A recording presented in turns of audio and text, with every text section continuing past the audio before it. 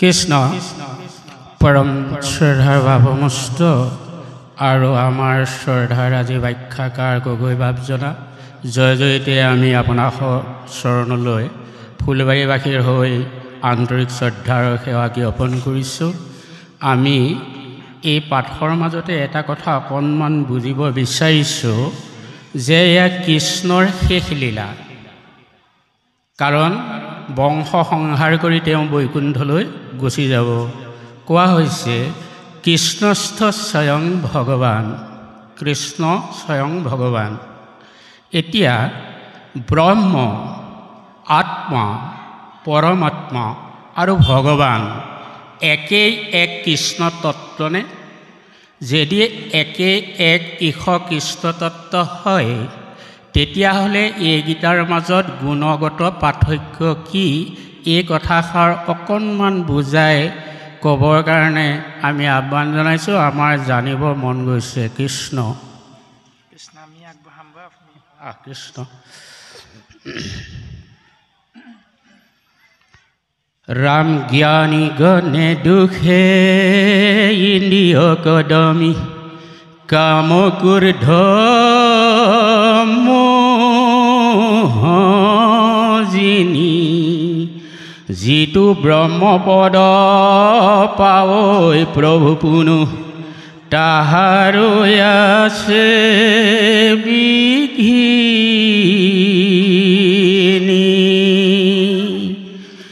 আমি মহামূঢ়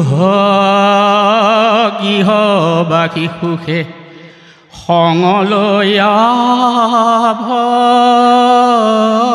ভকতৰ তোমাৰ চৰিত্ৰ কথা শুনিলন্ত তৰিলো মায়া দুষ্টৰ।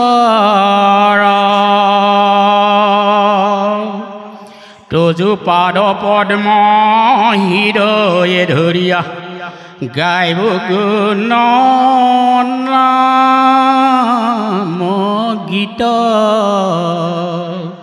এতেকে মুকুতি অপয়াসে পাইব হেনকে আছিল চিত্ৰ। চৰণ সত্তৰ ছায়া সেৱাইজিত সিও এৰাইতো তাপ হেন পাৱ এৰিখনে কণী জীৱ সংগে নিও মোক বাপ। সবে পৰি হৰি চৰণ দূতয় তোমাত কৰিলো সাৰ। তুমি এৰিলাত ঐ বন্ধু মাধৱ দিনতে দেখো আন্ধাৰ। হে প্ৰাণনাথ নকৰায় নাথ দান্তে ধৰো খেৰ তুলি তোমাৰ বিয়োগে অগণি এখনে দেখা মাৰে মোক পুলি। এহি বুলি সন্ত উদ্ধৱ মহন্ত অতি প্ৰেম অনুৰাগে অনেক কাতৰ কৰিয়া কান্দন্ত পৰিয়া কৃষ্ণৰ আগে। হে প্ৰভু, তোমাৰ চৰণ চিন্তা কৰিয়ে আমি এই সংসাৰত আছিলোঁ। গতিকে তুমি যদুবংশ ধ্বংস কৰি এই সংসাৰৰ পৰা যাবলৈ যি প্ৰয়াস কৰিছা, তুমি যদি মোক লগত লৈ যোৱা ভক্তৰ প্ৰতি পৰম কৃপা কৰা হ'ব প্ৰভু। কিন্তু তুমি যদি মোক ইয়াতে এৰি থৈ তুমি অকলশৰীয়াকৈ গুচি যোৱা, তেতিয়াহ'লে মই তোমাৰ অবিহনে তুমি এৰিলাতে ঐ বন্ধু মাধৱ দিনতে দেখো আন্ধাৰ। তুমি মোক এৰি গ'লে মই দিনতে আন্ধাৰ দেখিম, চকু থাকিও অন্ধ হৈ যাম প্ৰভু। তুমি মোক কৃপা কৰা। এই বুলি উদ্ধৱে সেৱা নিবেদন কৰিছে। আৰু আমাৰ পৰম কৃপালু বাপজনাই ইতিমধ্যে ভাগি প্ৰশ্ন অৱগত কৰিছিল যে ব্ৰহ্ম আত্মা ঈশ্বৰ কৃষ্ণ পৰমাত্মা একে নে ভাগ ভাগ, যদি একে কেনেকৈ বা যদি ভাগ ভাগ তেতিয়াহ'লে গুণগত পাৰ্থক্য আদিবিলাক কেনেকুৱানো অকণমান অৱগত কৰিলে আমি আনন্দিত হ'ম। বাপে এনেকৈ এভাগি প্ৰশ্ন কৰিছিল। আচলতে আমিও সিমান উত্তৰ দিব পৰাৰ শক্তি সামৰ্থ্য আমাৰো নাই, আমাৰ জ্ঞান একেবাৰে সীমিত। তথাপিতো গুৰুজনাৰ যি আদৰ্শ, আজ্ঞা পৰে ভক্তি, আজ্ঞা নহ'লে কাৰ শক্তি। গতিকে গুৰুজনাৰ কি আদৰ্শ শিৰোগত কৰিহে আমি আসনত উপবিষ্ট হোৱা হৈছে আৰু আসনত উপবিষ্ট হৈ মহান দায়িত্বভাগী পালনৰ বাবে আগবঢ়া হৈছে মাথোন। আৰু বাপজনাই সোধা প্ৰশ্নভাগীৰ উত্তৰ নিমি নৱসিদ্ধ সংবাদ একাদশ স্কন্ধতে নিমি ৰজায়ো সেই প্ৰশ্নভাগীকে কৰিছিল। বাপে সোধা প্ৰশ্নভাগী ঈশ্বৰৰ স্বৰূপ কথন, নাৰায়ণৰ তত্ত্ব দৰ্শন, এই প্ৰশ্নভাগী কৰিছিল। আৰু তেতিয়া নিমি ৰজাৰ আগত 9জন সিদ্ধৰ এজন সিদ্ধই সেই সিদ্ধান্তটো দিবলৈ আগবাঢ়িছে। সেই সিদ্ধজনৰ নামটো হ'ল প্ৰবুদ্ধ। প্ৰবুদ্ধ নামৰ সিদ্ধজনে উত্তৰ দিছে, সেই ৰাজন তুমি শুনা নাৰায়ণ তত্ত্বৰ বিষয়বস্তু। আমিও পদবন্ধে যেনেকৈ কৈছে বাপজনাৰ উত্তৰটো আমি পদবন্ধে তেনেকৈ আগবঢ়াই দিবলৈ চেষ্টা কৰা হ'ব। এৰা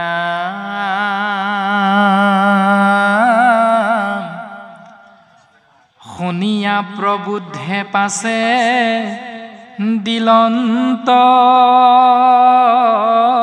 উত্তৰ, শুনা কহু নাৰায়ণ তত্ত্ব নৃপবৰ। নাৰায়ণৰ তত্ত্বৰ বিষয়ে তোমাক আমি কম, সেই নিমিৰাজন তুমি শুনা। এৰাম সৃষ্টি স্থিতি প্ৰলয়ৰ হেতু যিটো দেৱ, জাত পৰে পৰম ঈশ্বৰ নাহি কেৱ। স্ৰজনকৰ্তা বুলি যিজনক আমি দেৱতা হিচাপে চিন্তা কৰোঁ, ভাবোঁ, মনলৈ এটা কিবা জ্ঞান আহে, ধাৰণা আহে, এইজনেই স্ৰজন কৰিছে বুলি, এইজন দেৱতাই স্ৰজন কৰিছে, যেনে ব্ৰহ্মা। তাৰ পাছত স্থিতি, এইজন বিষ্ণু। তাৰ পাছত প্ৰলয় মানে সংহাৰ, এইজন শিৱ। এনেকৈ তিনিটা নাম আমাৰ মনলৈ আহে। সেই তিনিটা নামৰ গৰাকী কেইজনক আমি দেৱতা বুলি ভাবোঁ।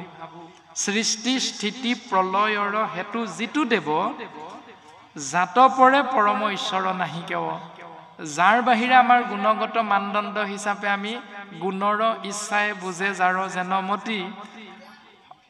আমাৰ লগত তিনিটা গুণ আছে। সেই তিনিটা গুণ হ'ল সতগুণ, ৰজগুণ, তমগুণ।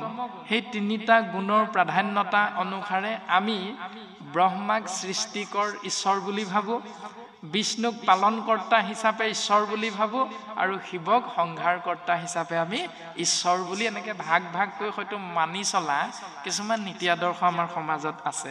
এইটো গুণৰ প্ৰভাৱ। তাৰ পাছত এৰামে জাগন সোপন সিটো নিৰ্ভৰ নিদ্ৰাত, সমাধিত এক ৰূপে থাকন্ত হিয়াত।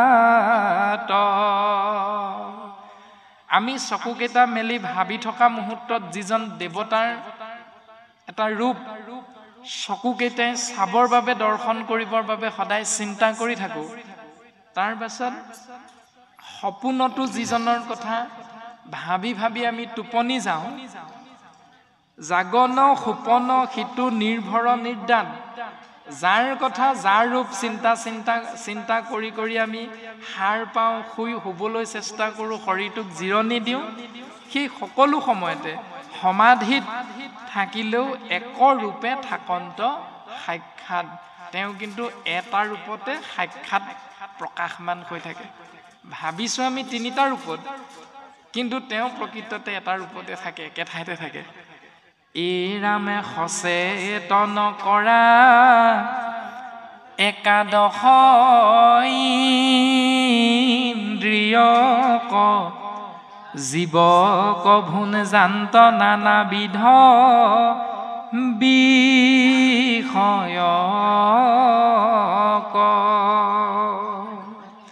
একাদশ ইন্দ্ৰিয় আমাৰ শৰীৰটোত আছে 5টা কৰ্মেন্দ্ৰিয় 5টা জ্ঞানেন্দ্ৰিয় সমান 10 ইন্দ্ৰিয় আৰু একাদশ ইন্দ্ৰিয় হ'ল মন সমান 11টা ইন্দ্ৰিয় সহিতে এই শৰীৰটোত ভগৱন্তই জীৱক নানাবিধ বিষয়ৰ মাজত ইন্দ্ৰিয়বিলাকক আকৃষ্ট কৰোৱাই বিভিন্ন দিশেৰে গতি কৰোৱাই এই শৰীৰটোৰ মাজত এটা শক্তি নিহিত হৈ থাকে অৱস্থান কৰি থাকে এই ৰাম হৰি হৰ ব্ৰহ্মা ঠাকৈ যাৰ আজ্ঞা কৰি ঈশ্বৰৰো ঈশ্বৰতে হেন্তে মহাহৰি সৃষ্টি স্থিতি প্ৰলয় এই তিনিটা কাৰ্য পালন কৰিবৰ বাবে ব্ৰহ্মা বিষ্ণু আৰু শিৱ এই তিনিওজনে সেই আজ্ঞাটো যাৰ পৰা পায় সেইজন হলাকো সেই তিনিজন ঈশ্বৰ বুলি ভাবি থকা সেই ঈশ্বৰ তিনিজনৰ ওপৰত শ্ৰেষ্ঠতম ঈশ্বৰ পুৰুষ যাক কোৱা হৈছে পৰম পুৰুষ মহাহৰি বুলি কৈছে এই ৰামে তাংকে নাৰায়ণ বুলি জানিবা নৃপতি তাহানেখে চৰণ সেৱায়ে সাধে গদি সেই তিনিজনৰ ঊৰ্ধ্বত যিজন থাকে সেইজন হ'ল মহাহৰি যাক আকৌ কোনো কোনো লোকে নাৰায়ণ বুলি আশ্ৰয় কৰে আৰু জানিবা ৰাজন নিমি সেই নাৰায়ণ তত্ত্বকে যদি তুমি সেৱা কৰা তেতিয়া তেওঁৰ চৰণ সেৱাৰ দ্বাৰাই জীৱৰ পৰম গতি লাভ হয় তাৰ পাছত সেইজনৰ আকৌ অন্য এটা নামো আছে নহয় নিমিৰাজন সেই নামটো কি এই ৰামে প্ৰৱৰ্তান্ত যেখনে ইন্দ্ৰিয় সমস্তক পৰমাত্মা তেখনে বুলয় মাধৱক যেতিয়া আগত তেওঁ এটা শৰীৰৰ মাজত সোমাই হৃদয়ৰ মাজত অৱস্থান কৰি যেতিয়া তেওঁ এই সংসাৰত এঠাইৰ পৰা আন ঠাইলৈ শৰীৰটোক অনবৰতে লৈ ঘূৰাই ফুৰাই তেতিয়া আকৌ তেওঁৰ নামটো জীৱবিলাকে ভগৱান বুলি কয় ভগৱন্ত বুলি ভাবে একেজনৰে নামটো তেতিয়া কিন্তু তেওঁ ভগৱান হিচাপে থাকে যি ভগৱন্তক পৰম আত্মা বুলি কোৱা হয় সেই পৰমাত্মা মাধৱ সমাধিত বেকত সুৱন্ত গুচি ভ্ৰম তেখনে বুলয় সিটো মাধৱক ব্ৰহ্ম যেতিয়া আকৌ সমাধিত বেকত হয় তেতিয়া সেই মায়াটো নাইকিয়া হৈ সেই একে পৰমাত্মাকে আকৌ জীৱই ব্ৰহ্ম বুলি ক'ব লগা হয় তাৰমানে যেতিয়া শৰীৰটোৰ পৰা শক্তিটো ওলাই গুচি যায় সমাধি অৱস্থালৈ গুচি যায় এই শৰীৰটো মৃত বুলি যেতিয়া ঘোষিত হয় তেতিয়া সেই আত্মাটো ওলাই গুচি যায় শক্তি তত্ত্বটো পৰম আত্মা তেতিয়া আকৌ তাক ব্ৰহ্ম বুলি কোৱা হয় একেটা বস্তু কৃষ্ণ তেতিয়া নিৰ্গুণ নিৰাকাৰ হয় শৰীৰটোৰ ভিতৰত থাকিলে শৰীৰটোৰ জৰিয়তে সগুণ সাকাৰ ৰূপটো আমি দৰ্শন পাওঁ এই ৰামে কৰন্ত যেখনে ইটো সৃষ্টি স্থিতি অন্ত বুলয়তে খনে মাধৱক ভগৱন্ত যেতিয়া আকৌ সেই ব্ৰহ্মই সৃষ্টি কৰিবলৈ আকৌ মন মেলে যেতিয়া আকৌ সেই ব্ৰহ্মই পালন কৰিবলৈ মন মেলে যেতিয়া আকৌ সেই ব্ৰহ্মই সংহাৰ কৰিবলৈ মন মেলে তিনিওটা কাৰ্য যেতিয়া একেলগে সম্পাদন কৰিব পৰা শক্তিৰ মাজত নিহিত হৈ যায় সোমাই যায় তেতিয়া আকৌ তেওঁ ব্ৰহ্মটোক ভগৱন্ত বুলি কোৱা হয় তেতিয়া সকলোৱে আমি ভগৱন্ত বুলি কওঁ তাৰ পাছত হে নিমিৰাজন তুমি শুনা ব্ৰহ্ম ভগৱন্ত পৰমাত্মা একতত্ব একৰেখে তিনি নাম লক্ষণ ভেদত সিদ্ধান্ত দিলে ৰাজন ব্ৰহ্ম ভগৱন্ত পৰমাত্মা সেই তিনিওটা একেটা তত্ত্বই কিন্তু লক্ষণত ভেদটো আছে কেনেকৈ লক্ষণত ভেদটো আছে এটা সৰু চিন্তা কৰি চাব পাৰো আজি এটা বাপজনো আহিছে আমিও আহিছো আপোনা হবু আহিছে ইয়াৰে এতিয়া আমাৰ কৰ্মপন্থা প্ৰত্যেকৰে বেলেগ বেলেগ সেই কৰ্মপন্থা যদি চিন্তা কৰো কোনোবা শিক্ষক কোনোবা ডাক্তৰ কোনোবা ইঞ্জিনিয়াৰ তাৰ পাছত কোনোবা আকৌ আজিৰ দিনটোত পথাৰত গৈ কাঁচিখন লৈ হাতত কিন্তু ধান দাই আছে সেই মুহূৰ্তত তেওঁক দাৱনী বুলি কোৱা হয় কিন্তু ইয়ালে অহাৰ লগে লগে তেওঁক আমি আই নামেৰে সম্বোধন কৰো বোলে আইসকল বাপসকল কিন্তু একেজন বাপে যদি মূৰত গামোচাখনে পাগুৰিটো মাৰি কান্ধত বিৰিয়া পাত লৈ ধানৰ ডাঙৰি ভাৰ যদি লৈ ঘৰলৈ সেই সাজটোত আহি থাকে তেতিয়া তেওঁক আমি খেতিয়ক বুলি কম কৃষক বুলি কম কিন্তু ইয়ালে আহি যেতিয়া ধুতি ধৌত সাজ পৰিধান কৰি যেতিয়া কৃষ্ণ বুলি কৈ এখনত বহি দিব সেই একেজন ব্যক্তিকে কিন্তু ভকত বুলি কোৱা হয় ব্যক্তি একেজনেই কিন্তু তেওঁ কৰ্ম অনুসাৰে লক্ষণটো পাৰ্থক্য আছে এনে ধৰণে এই ৰামে নপাৱে ইন্দ্ৰিয় সবে যাহাৰ ওচৰ যিটো নুহে মন বুদ্ধি বিষয় গোচৰ যেন ফিৰিংগতি ছয় বহনীৰ বজাই নকৰৈ প্ৰকাশ সিটো বহনী কদুনাই সেহি মতে জীৱ ছয় হুয়া ব্ৰহ্ম বংশ নজানৈ যাহাক মোৰ হে হুয়া বৃদ্ধি ভংশ তেন্তে নাৰায়ণ তত্ত্ব জানিবা নিৰ্পতি তাহা নচৰণে মাত্ৰ কৰিও ভকতি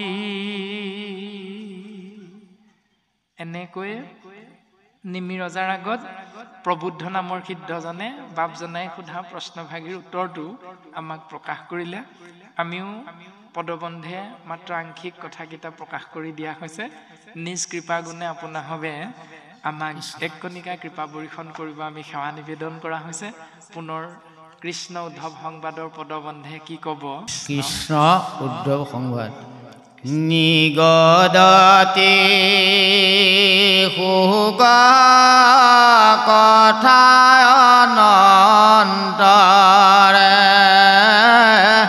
শুনানি পহাও পৰীক্ষিত পৰম কথা উদ্ধৱে বুজিলা কৃষ্ণৰ সবে ইংগিত দেখিবি মংগল কলিলা মনে মাধৱৰ ভক্তি কাজ কুল সংহৰিবা বৈকুণ্ঠে চুলিবা এৰে আদাৰ কাৰাজ হা কৃষ্ণ স্বামী বোলন্তে লুটক নয়নৰ পৰে শৰীৰত শোকে অগনি উদাই মনে মহামহৰ মচৰে তেজিয়া নিশ্বাস চাপিলন্ত পাশ সন্তাপে আকুল ভাব বিৰল থানত পৰি প্ৰণামিলা হিৰে পুৰুষী পাৱ কৃষ্ণৰ বিয়োগে অগ্নি অন্তৰ্গতে হৃদয় দগধ কৰে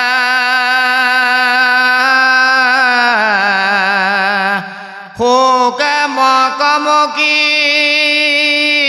কৰ অন্তঃক্ৰন্দন নয়নৰ নিৰঞ্জৰে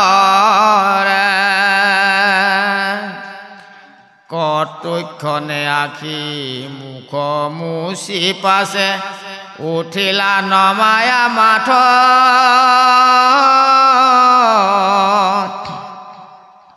কৰে কেতাঞ্জলি বোলে বেলাগিলা শোকে গদগত মাত বংশক সংহৰি এৰি ভূমি তুমি যাইবা জানিলো আমি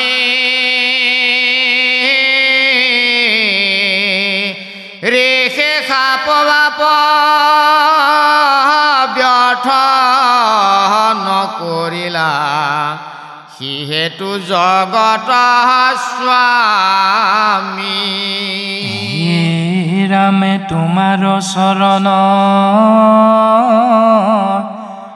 নে দেখি ক্ষণেকো থাকিবে নোৱাৰো হৰি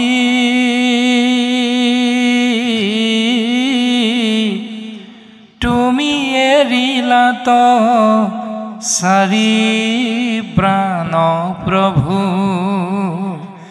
অৱহিছে কে যাইব মৰি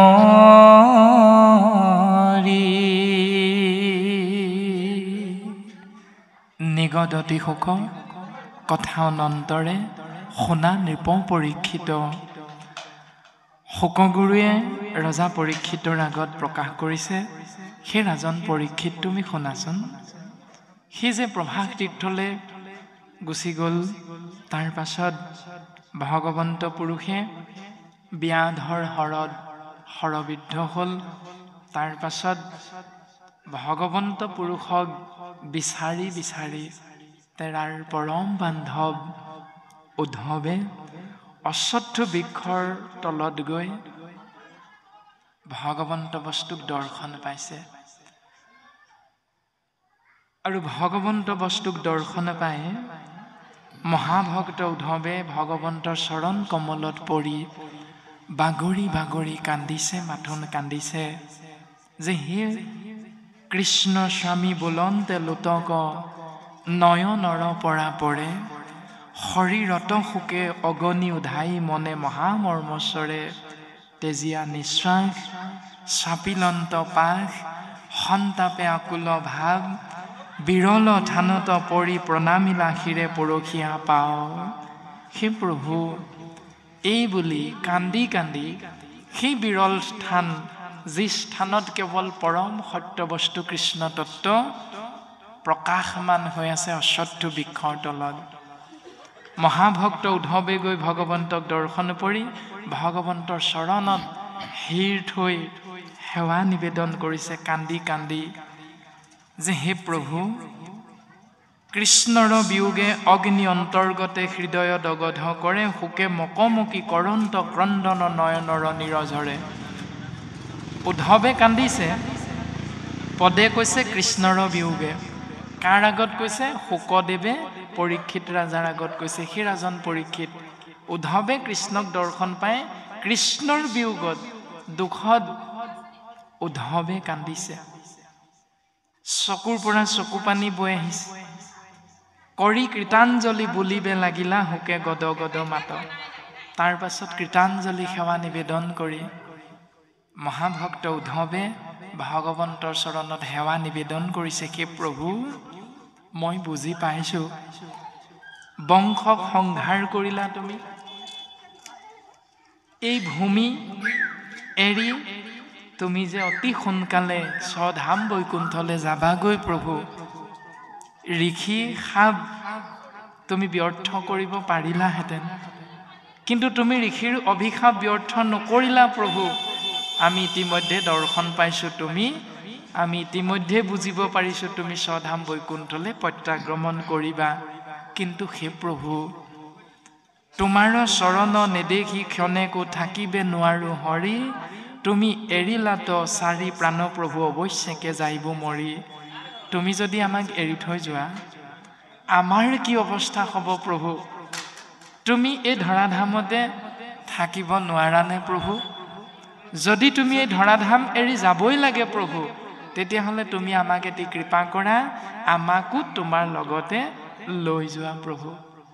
এই বুলি মহাভক্ত উদ্ধৱ পৰম বান্ধৱে ইক্ষতত্ব পৰম বস্তু কৃষ্ণ তত্বৰ চৰণ কমলত পৰি বাগৰি বাগৰি কান্দি কান্দি ভগৱন্তৰ চৰণত নিজৰ মনৰ ভাৱনা কৃতাঞ্জলি সেৱা আগবঢ়াই প্ৰকাশ কৰিছে। পদবন্ধে এনেকৈ কৈছে। তাৰ পাছত কি ক'ব আমাৰ বাপে আকৌ আগবঢ়াব, আমি পুনৰ পদৰ মাধ্যমেৰে। তুমি তপ পুহিন তুমি বেনে শুইন দেখো ইটুটি জগত কাৰ পুইন কৰো চৰণত ধৰো লয় কামু কলগত তোমাৰ চৰণ পংকজ পূজিবে কত পুণ্য পাইলো লাগো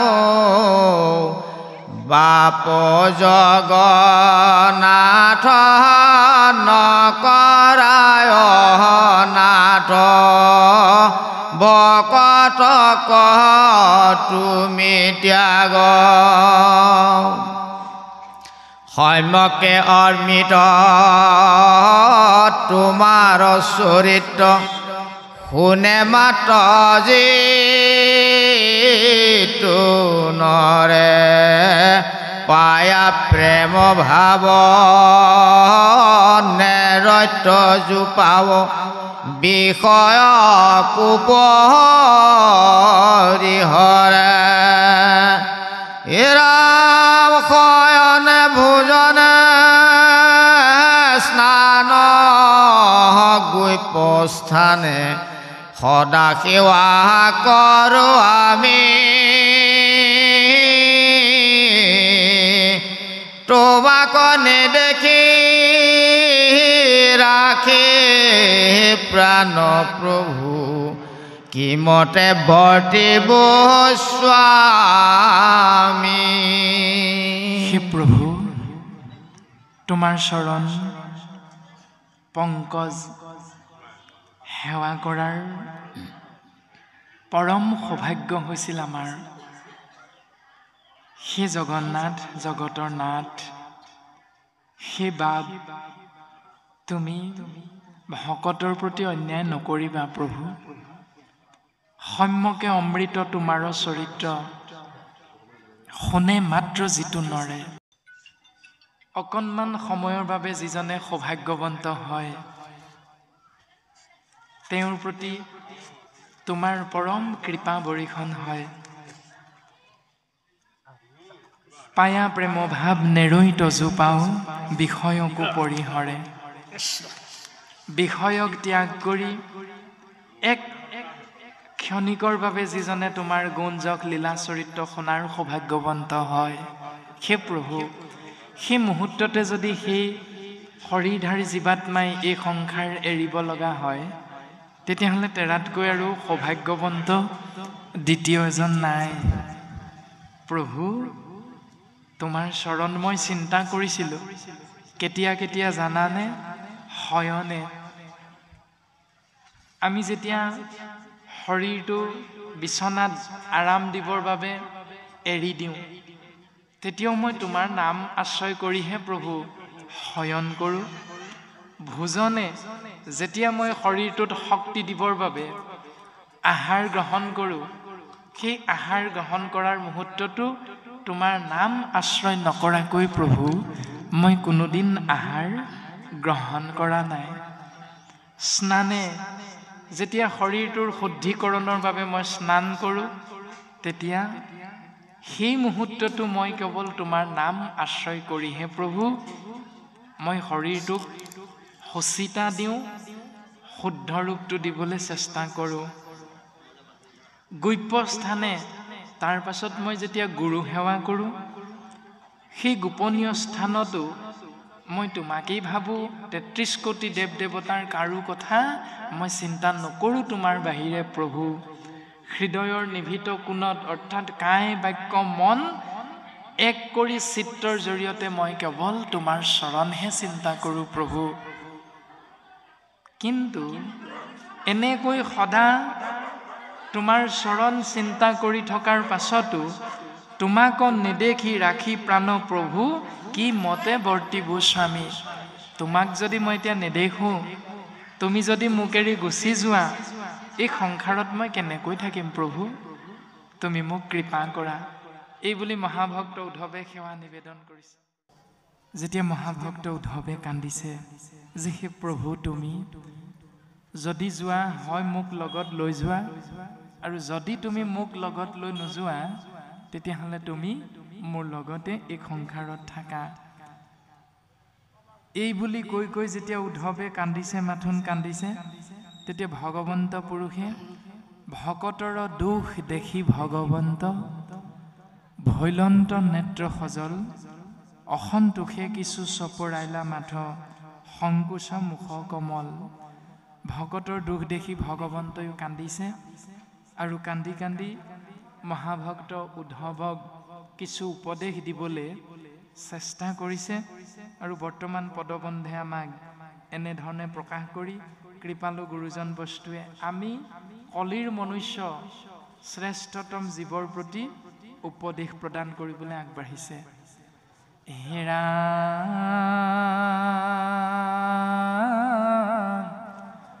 শুনা নৰলোক মহন্তৰ শোক, দেখা দুখে কন মত, ধন জন যত জীয়ন যৌৱন, জানা সবে শাশ্বত। পুত্ৰ পৰিবাৰ সকলে অসাৰ, নাটেক তাতেক মায়া, ক্ষণেকে থাকিয়া ক্ষণেকে অন্তৰৈ, সম্যক মেঘৰ ছায়া। সেই মনুষ্য নামৰ জীৱ তোমালোকে শুনা, মহন্তৰ সুখ দেখা দুখ কেন মদ। চোৱাচোন, এজন মহামহন্ত ভগৱন্তৰ এজন পৰম বান্ধৱ হৈও উদ্ধৱৰ দুখ হৈছে। ধন জন যত জীৱন যৌৱন, জানা সবে অশাশ্বত। গতিকে তোমালোক সাধাৰণ মনুষ্য, এজন মহাভক্ত কৃষ্ণৰ একান্ত সংগী উদ্ধৱৰেই দুখ হৈছে।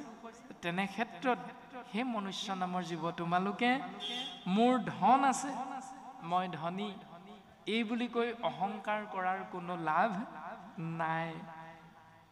মোৰ জীৱনটোত আগবাঢ়ি যাওঁতে যৌৱন আছে মোৰ, ময়ে সকলোতকৈ ধুনীয়া, মই সকলোতকৈ শক্তিশালী, এই বুলি ভাবি যৌৱনত ভৰি দি আমি যেতিয়া অহংকাৰ কৰোঁ, লাভ নাই। কিয়নো জানা হবে অশাশ্বত, সকলো অসত্য। পুত্ৰ, মোৰ পুত্ৰ, মোৰ পুত্ৰ, এই ভাৱনাত থাকি আমি যে অহংকাৰ কৰোঁ, সেইটো হ'ল মিছা। মোৰ পৰিবাৰ বুলি কৈ আমি যে অহংকাৰ কৰোঁ, মোৰ পৰিবাৰ ডাক্তৰ, মোৰ পৰিবাৰ ইঞ্জিনিয়াৰ, মোৰ পুত্ৰ ডাক্তৰ, মোৰ পুত্ৰ ইঞ্জিনিয়াৰ। চোৱা, মই তোমাৰ পুত্ৰসকল মোৰ পুত্ৰতকৈ বহুত সৰু তোমাৰ পুত্ৰসকলৰ একো নাই কিন্তু আমাৰ পুত্ৰলে চোৱা মই পঢ়াই শুনাই কিমান ডাঙৰ মানুহ কৰিলোঁ ডাক্তৰ ইঞ্জিনিয়াৰ কাৰ ল'ৰা বোলে মোৰ ল'ৰা এই যে আমাৰ অহংকাৰটো কৰোঁ এই অহংকাৰটোৰ পৰা কোনো লাভ নাই ধন পুত্ৰ পৰিবাৰ সকলে অসাৰ নাটেক তাতেক মায়া নাটেক তাতেক মানে ভেলকি বাজি বুলি কোৱা হৈছে এই যে আমাৰ গাঁৱৰ মাজত আমি দেখাৰ ইমানটা মনত নাই কিন্তু অকণমান ৰিণিকি ব্যৱস্থাটো মনত আছে ককাসকলে কোৱা এই কিছুমান অঘৰী আৰু ফকীৰ হালধীয়া বস্ত্ৰ পৰিধান কৰি কিছুমান মানুহে এনেকৈ কান্ধত এটা টোপোলা লৈ আমাৰ অসম মুলুকত আজিৰ পৰা প্ৰায় 40-50 বছৰ আগতে ঘূৰি ফুৰিছিল কিছুমানে হয়তো সাপ ধৰে কিছুমানে কিবা কিবি বস্তু বিক্ৰী কৰে আৰু সেইসকলে যিবিলাক যাদু খেল দেখুৱায় সেই যাদু খেলটো ভেলকি বাজি বুলি কোৱা হৈছে আৰু সেইটোৰ নিচিনা বুলি কোৱা হৈছে তাতেক নাটেক মায়া তাৰমানে তেওঁলোকে যিকণ সময় আমাৰ মাজত সেই খেলটো দেখুৱালে সেই খেলটো দেখুৱাই থকা সময়খিনিত আপুনি মই সেইটোকে সঁচা বুলি ভাবিলোঁ কিন্তু গুচি যোৱাৰ লগে লগে তেওঁলোক সেই স্থান ত্যাগ কৰাৰ লগে লগে আকৌ আগৰ সঁচা নে মিছা এই কথাটো আমাৰ জ্ঞানটো আহি গ'ল ঠিক তেনেকৈ সিদ্ধান্ত দিছে তাতেক নাটেক মায়া ক্ষণেকে থাকিয়া এই মুহূৰ্ততে আছে ক্ষণেকে অন্তৰৈ এই মুহূৰ্ততে আপোনাৰ মোৰ বুকু সুদা কৰি সন্তানটো দুৰ্ঘটনাত পতিত হৈ নাইকিয়া হৈ যাব সেই মোৰ সন্তান বুলি কৈ যিটো অহংকাৰ কৰিছিলোঁ সেইটো হ'ল ঈশ্বৰৰ মায়া মাথোন কেতি ক্ষণে পৰে নৰ তনু ইটো জীৱন জলৰ ৰেখা হততে চিন্তিও কৃষ্ণৰ চৰণ মৰণ এভু নেদেখা সেই মনুষ্য তোমালোকে কোন মুহূৰ্তত এই শৰীৰৰ পৰা আত্মাতত্ব ওলাই যাব তোমালোকে জানা নেকি কোনেও নাজানা আমিতো কোনেও কেতিয়া মৰিম নাজানো এতিয়া যে প্ৰাণজিত নামৰ শৰীৰটোৱে আপোনাসৱৰ আজ্ঞা কিৰুগত কৰি কৃষ্ণ কথা কৈ আছে এই কৈ থকা মুহূৰ্ততে হয়তো আমাৰ শৰীৰটো ঢাল খাই পৰি যাব পাৰে আৰু আপোনাসৱ উদ্যোক্তা মণ্ডলীয়ে হয়তো এম্বুলেন্স এখন মাতি ওচৰতে থকা মেডিকেললৈ লৈ যাবলৈ চেষ্টা কৰিব পাৰে কিন্তু মেডিকেল হয়তো গৈ আমি নাপাবগৈও পাৰোঁ এই শৰীৰটো আত্মাতত্ব ওলাই গুচি যাব পাৰে গতিকে মই মোৰ ভাৱনাত যুক্ত হৈ অহংকাৰত থাকি যদি ঈশ্বৰ চিন্তালে তুমি পিঠি দিয়া পাহৰি যোৱা তেতিয়াহ'লে তোমালোকৰ অমংগল নিশ্চিত গতিকে মংগলৰ অৰ্থে এটাই উপায় সততে চিন্তিও কৃষ্ণৰ চৰণ তোমালোকে যদি নিজৰ মংগল বিচাৰা তেতিয়াহ'লে উপায় এটা কেৱল প্ৰত্যেক মুহূৰ্ততে কৃষ্ণৰ চৰণ চিন্তা কৰা সেই কৃষ্ণ যিজন সৃষ্টি স্থিতি প্ৰলয়ৰ গৰাকী সেইজন কৃষ্ণ যাক প্ৰৱতান্তৰ কাৰণে ভগৱন্ত বুলি কৈছে ব্ৰহ্ম বুলি কৈছে নাৰায়ণ বুলি কৈছে একেজনকে তোমালোক সমস্তজনে মতি অনুসাৰে ব্ৰহ্ম বুলি চিন্তা কৰা তোমাৰ কথা নাৰায়ণ বুলি চিন্তা কৰিছা তোমাৰ কথা ভগৱান বুলি চিন্তা কৰিছা তোমাৰ নিজৰ কথা ঈশ্বৰ বুলি চিন্তা কৰিছা নিজৰ কথা কৃষ্ণ বুলি নামটো আশ্ৰয় কৰি শাস্ত্ৰসন্মতে সেই নামেৰে তোমালোকে শৰণাপন্ন হৈ সেই নামৰ মাধ্যমেৰে জীৱন অতিবাহিত কৰিছা সেইটো তোমালোকৰ নিজৰ চিন্তা সেজিব এই বুলি গুৰুজনে আমাক উপদেশ দিছে